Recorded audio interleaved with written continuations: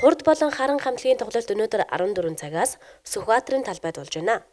Хоёр хамтлагийн уран бүтээлчид нийт 10 гаруй уран бүтээлээ үзэгчдэд хүргэх юм. Тоглолт үн төлбөргүй бөгөөд хүссэн хүн болгон төв талбайд ирж үзэх боломжтой.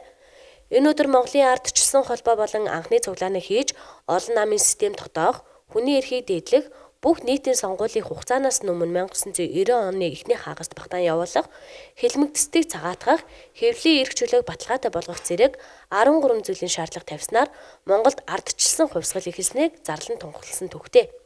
Энэ өдрийг ардчил шудраг ёсны төлөө гэж ойлгоод дандаа л ингэж зогсч даарч хэсэг ч гэсэн даарч бас ингэж мэдэрч явах хэрэгтэй юм шиг. Тэгэхгүй бол бидний ардчил юу ч хийж болж хөрж магадгүй бас байн санаж явах хэрэгтэй байна.